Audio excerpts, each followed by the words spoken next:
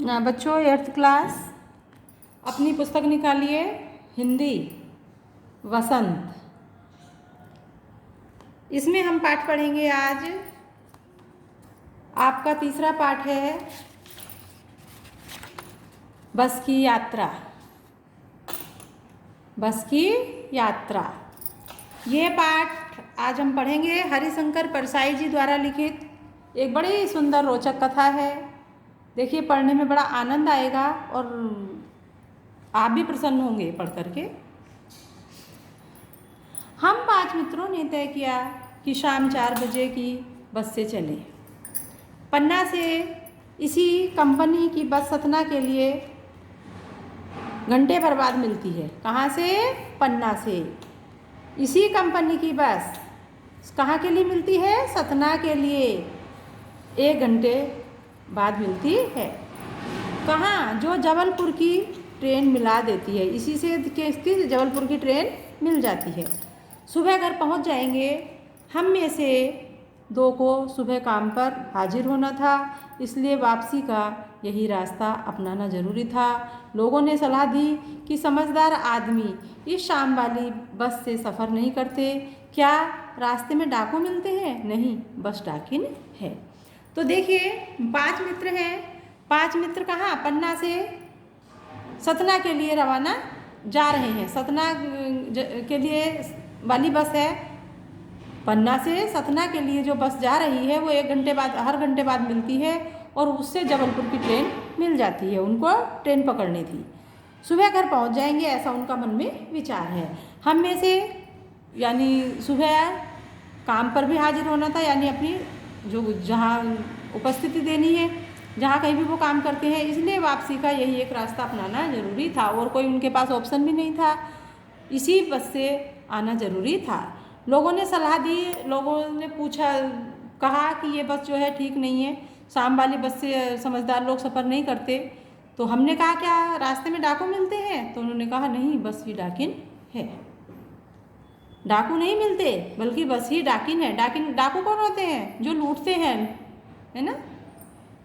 तो ये बस क्या है? डाकिन है। अब देखिए कैसे इस बस के बारे में आप पढ़ेंगे मज़े से। बस को देखा तो श्रद्धा उमड़ पड़ी। खूब वयोवृद्ध थी, सदियों के अनुभव के निशान लिए हुए थी। लोग इसीलिए इससे सफ़र नहीं करना चाहते कि वृद्धावस्था में इसे कष्ट होगा। बस यह पूजा के योग्य थी। यह बस पूजा के योग्य थी। उस पर सवार कैसे हुआ जा सकता है? क्या है? जब बस को देखा लेखक ने, बस को देखा तो श्रद्धा उमड़ पड़ी। मतलब लग रहा था कि ये जो बस जर्जर है, पुरानी है, सदियों के अनुभव के निशान, अनुभव यानी खूब उस पर खरोंचे आ रही हैं, बस पर टूटी फूटी है ना।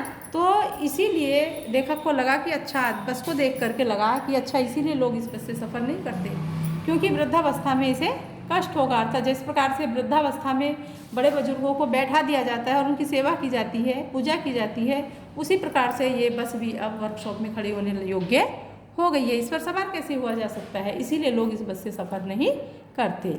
आगे देखें। बस कंपनी के एक हिस्सेदार भी उसी बस से जा रहे थे। हमने उनसे पूछा, यह बस चलती भी है? वह बोले, चलती क्यों नहीं? जी हाँ, अभी चलेगी, हमने देखा। वही तो हमने देखना चाहते हैं। आपने अपने आप चलती है यह? जी हाँ। कैसे चलेगी? देखिए कि बस चलती है। गजब हो गया, ऐसी बस अपने आप चलती है। हम आगा पीछा करने लगे, यानी देखने लगे। डॉक्टर मित्र ने कहा, डरो मत, चलो, बस अनुभवी है, अनुभव लिए हुए है, पुरानी है, वयोवृद्ध है, नई नवेली बसों से ज़्यादा विश्वसनीय है, हमें बेटों की तरह प्यार से गोद में लेकर के चलेगी। तो अब क्या हुआ? सभी 5 मित्र जो हैं उस बस में बैठ जाते हैं। बस में बैठ गए। जो छोड़ने आए थे वे इस तरह देख रहे थे जैसे अंतिम विदा दे रहे हूँ। उनकी आंखें कह रही थी, आना जाना तो लगा ही रहता है, आया आया सो जाएगा, राजा रंक फकीर। यानी क्या कहा कि इस बस में बैठते हुए उनको खतरा लग रहा था, जो बैठाने आए थे, कि बस ठीक नहीं है, कहीं रास्ते में कोई दुर्घटना ना हो जाए, है ना। इस तरह से उनको लग रहा था, लेकिन सोच भी रहे थे अरे चलो देखा जाएगा, जो होगा, बैठ गए, जो आया है सो जाएगा भी। जिसने जन्म लिया है यानी कि उसकी मृत्यु भी निश्चित ही है, चाहे वो राजा हो, रंक हो अर्थात गरीब हो, या कोई भिखारी फकीर हो। आदमी को कुछ करने के लिए एक निमित समय चाहिए, यानी जो आया है उसको जाना तो है ही। अब देखिए आगे क्या होता है बच्चों। इंजन सचमुच स्टार्ट हो गया, ऐसा जैसे सारी बस ही इंजन है और हम इंजन के भीतर बैठे हैं। अब वो बस कैसी लग रही थी, इंजन जब स्टार्ट हुआ तो ऐसा लग रहा था वो सारी बस हिल रही थी, है ना।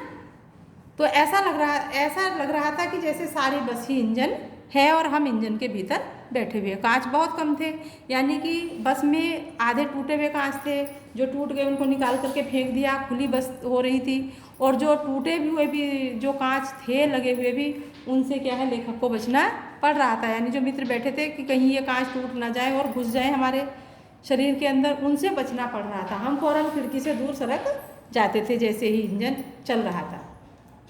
हमें लग रहा था कि सारी सीट के नीचे इंजन लगा हुआ है, वो इतना हिल रहा था। और जैसे देखते होंगे आप इंजन की आवाज़, कभी बस में सफ़र करते हो, बस में या कई बार टेम्पो वगैरह में इनमें बैठते हो, ऑटो वगैरह में, तो इंजन धड़ धड़ करता है तो ऐसा लगता है पूरा ही हिल रहा हो। इस तरह से वो बस जो है पूरी हिल रही थी, ऐसा लग रहा था जैसे कि उनकी सीट के नीचे ही इंजन रखा हुआ है, इंजन लगा हुआ है।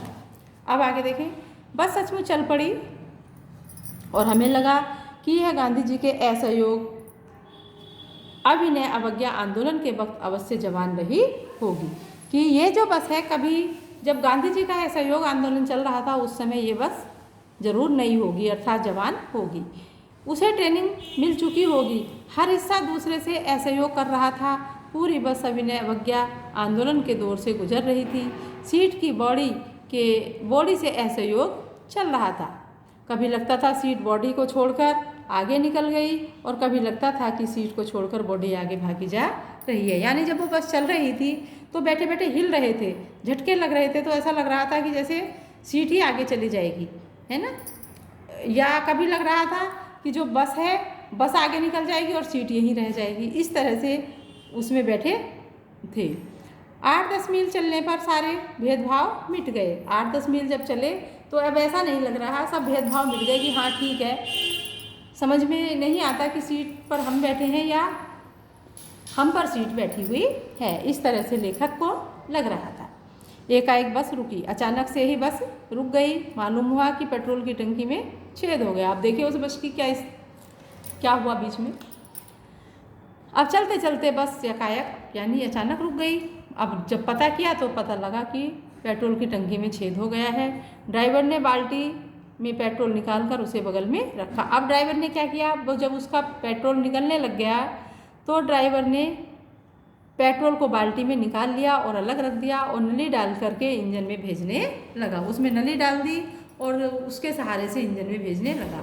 अब मैं उम्मीद कर रहा था कि थोड़ी देर बाद बस कंपनी के हिस्सेदार इंजन को निकाल कर गोद में रख लेंगे और उसे नली से पेट्रोल पिलाएंगे, जैसे माँ बच्चे को मुंह में दूध की शीशी लगाती है और पिलाती है।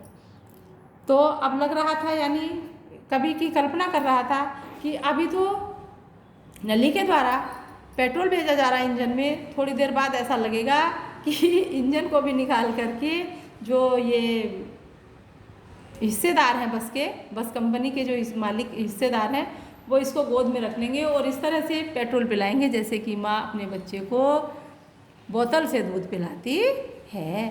बस की रफ्तार अब 15-20 मील हो गई। मुझे उसके किसी हिस्से पर भरोसा नहीं था, यानी उसके जो सभी हिस्से थे जर्जर हो रहे थे बस के। ब्रेक फेल हो सकता है, स्टीयरिंग टूट सकता है। प्रकृति के दृश्य सभी लुभावने थे। दोनों तरफ हरे भरे पेड़ थे जिन पर पक्षी बैठे थे। मैं हर पेड़ को अपना दुश्मन समझ रहा था। क्यों समझ रहा था? अब देखिए बस चल रही थी धीरे धीरे। अब उस बस में कभी भी कुछ भी हो सकता था क्योंकि उसके सभी जो पार्ट थे वो जर्जर हो रहे थे। तो लेखक सोच रहा था कि कहीं ब्रेक फेल ना हो जाए, कहीं स्टीयरिंग ना टूट जाए। तो और पेड़ भी आ रहे थे तो हर पेड़ को देख रहा था लेखक और लग रहा था कहीं कि ये जो बस है किसी पेड़ से टकरा ना जाए, यानी इसलिए हर पेड़ जो है लेखक को अपना दुश्मन लग रहा था कि यदि कहीं बस कुछ हो जाए इसमें और बस पेड़ से टकरा जाए तो हम तो मर जाएंगे, है ना, ऐसा उसको लग रहा था। डर लगता कि वह निकल जाता, दूसरे पेड़ का इंतजार, एक पेड़ निकल जाता तो दूसरे का इंतजार करता, कहीं झील दिखती, सोचता बस इसी में गिर जाएगी। यानी ऐसा लग रहा था जितना भी वो आगे चल रहे थे कि बस कहीं ना कहीं कुछ दुर्घटना होने वाली है। एकाएक फिर बस रुकी। ड्राइवर ने तरह तरह की तरकीबें की पर वह बस नहीं चली। अब देखिए चलते चलते वो बस रुक गई। ड्राइवर ने बहुत सारी तरकीबें की, बहुत सारी तरकीबें करना यानी कि कोशिश करना, ट्रिक लगाना, है ना, लेकिन बस जो है अब नहीं चली। सभी ने अवज्ञा आंदोलन शुरू हो गया, यानी वो रुक गई। कंपनी के हिस्सेदार कह रहे थे बस तो फर्स्ट क्लास है, लेकिन अभी भी कंपनी के जो हिस्सेदार हैं वो कह रहे थे कि बस फर्स्ट क्लास है जी। एक तो ये तो इत्तेफाक की बात है, ऐसा तो होता रहता है, मशीनें चलती रहती हैं, बिगड़ती रहती हैं, भाई कहीं भी रुक सकती है, मशीन है, ये तो इत्तेफाक है, ये ऐसा नहीं है।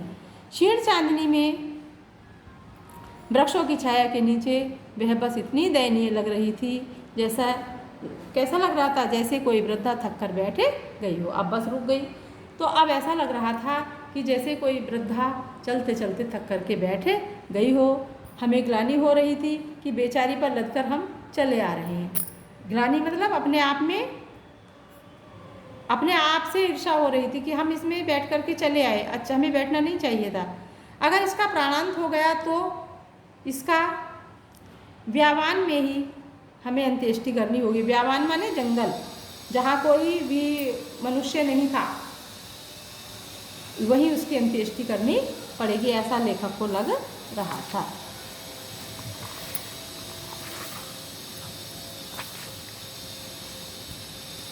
हिस्सेदार साहब ने इंजन खोला और कुछ सुधारा, बस आगे चली।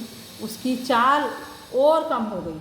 अब देखिए हिस्सेदार साहब उतरे और उन्होंने इंजन खोला और उसमें कुछ सुधार किया तो बस क्या है आगे चल गई, है ना, और उसकी चाल पहले से भी और कम होने लगी, यानी स्पीड नहीं ली बस ने।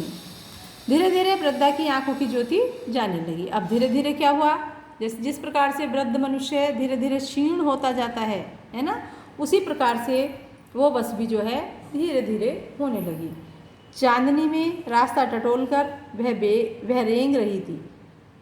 धीरे धीरे वो चल रही थी, चल नहीं रही थी यानी रेंग रही थी धीरे धीरे। आगे या पीछे से कोई गाड़ी आती दिखती तो वह एकदम किनारे खड़ी हो जाती और कहती, निकल जाओ बेटी, अभी तुम्हें निकल जाओ बेटी, अपनी तो वह उम्र अब नहीं रही है। जैसे कोई वृद्धा थक जाती है, बैठ जाती है और उससे चला नहीं जाता कि चलो तुम ही आगे निकल जाओ, हम धीरे धीरे आ रहे हैं, है ना। इस तरह से लेखक की ये कल्पना है। एक पुलिया के ऊपर पहुँचे ही थे कि एक टायर फिस करके बैठ गया। वह बहुत ज़ोर से हिलकर थम गई। अगर स्पीड में होती तो उछलकर नाले में गिर जाती।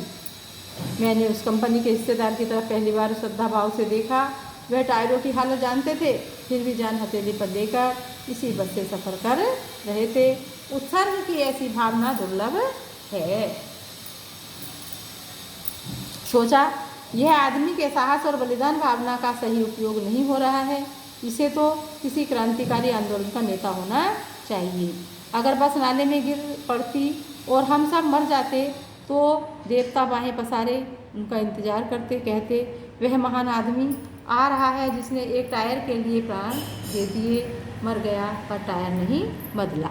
ये किन पर क्या है कि जो ये बस वगैरह चल रही थी, वृद्ध थी, लेकिन वो क्या है जो हिस्सेदार थे यानी कंपनी के, उनको बस की हालत पता थी, लेकिन वो उस बस पर पैसा कोई खर्च नहीं कर रहे थे और उस बस को ही चला रहे थे। चाहे कहने का अभिप्राय ये है कि एक टायर बदलने के लिए, उस कंपनी चेंज करने के लिए चाहे कितने भी आदमी की जान चली जाए, लेकिन उसको थोड़ा सा पैसा खर्च करके उसको ठीक नहीं कर सकते, उसको नहीं बदल सकते थे टायर को, या जो भी उसमें पार्ट थे वो ठीक नहीं कर रहे थे।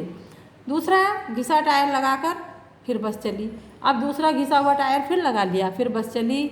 अब हमने वक्त पर पन्ना पहुंचने की उम्मीद छोड़ दी। लेखक को अब लगा कि अब वक्त पर नहीं पहुंच पाएंगे, पहुंचने की उम्मीद लेखक ने छोड़ दी। पन्ना कभी भी पहुंचने की छोड़ दी थी। पन्ना क्या, कहीं भी कभी भी पहुंचने की उम्मीद छोड़ दी थी कि पता नहीं रास्ते में क्या हो जाए, घर पहुंचे या नहीं पहुंचे। भाई ड्यूटी तो ड्यूटी, अपने काम पर तो काम पर, लेकिन वो घर पहुंचने की भी उम्मीद उन्होंने छोड़ दी थी। लगता था ज़िंदगी इसी बस में गुजारनी है और इससे सीधे उस लोक में प्रयाण कर जाना है। इस पृथ्वी पर उसकी कोई मंजिल नहीं है। हमारी बेताबी तनाव खत्म हो गए। हम बड़े इत्मीनान से मतलब आराम से निश्चिंत होकर के घर की तरफ बैठ गए। चिंता जाती रही, हंसी मजाक चालू हो गया। यानी अब बस इतनी धीरे धीरे चल रही थी कि समय पर पहुँचे नहीं पहुँचे, घर पहुँचे नहीं पहुँचे, बस को किस समय कुछ भी हो सकता है, इस तरह की उसमें हो रही थी उनमें आप। तो ये एक व्यंगात्मक है जो आज के समाज में हो रहा है ना। लेखक ने कितनी सुंदर इसमें वर्णन किया है, पढ़िए, इसको समझ लेना। इसके क्वेश्चन आंसर आप स्वयं निशान लगाइए अपनी पुस्तक में, जैसे मैं बताती थी, और करिए। जैसे मैंने उस कंपनी के हिस्सेदार की तरह पहली बार श्रद्धा भाव से देखा। लेखक के मन में हिस्सेदार साहब के लिए श्रद्धा क्यों जग गई। लोगों ने सलाह दी कि समझदार आदमी इस शाम वाली बस से सफ़र नहीं करते। लोगों ने यह सलाह क्यों दी, अभी मैंने आपको बताया था। क्यों दी, क्योंकि बस जो है कैसी थी, वयोवृद्ध थी, बस खटारा थी, हैं कि कहीं कुछ हो जाए रास्ते में, इसलिए लोगों ने ये सलाह दी थी। इसको भी छांट लेना उधर से और निशान लगा लो अपनी पुस्तक में, पहले इधर और बाद में अपनी कॉपी पे लिख लेना। ऐसा जैसे सारी बस ही इंजन है और हम इंजन के भीतर बैठे हैं। लेखक ने ऐसा क्यों जाना, क्योंकि वो बस सारी हिल रही थी, है ना। गजब हो गया, ऐसी बस अपने आप चलती है। लेखक को यह सुनकर हैरानी क्यों हुई, क्योंकि बस तो बहुत पुरानी थी, जर्जर थी और वो चलने लग गई, है ना। यह जान करके लेखक को हैरानी हुई। लेकिन आप करना अपने कॉपी में। मैं हर पेड़ को अपना दुश्मन समझ रहा था, अभी मैंने आपको बताया था पाठ पढ़ाते हुए। ये सभी क्वेश्चन जो है आप अपनी कॉपी में कर लीजिएगा। क्वेश्चन आंसर आप स्वयं करें। ये आपका पाठ पूरा हो गया है।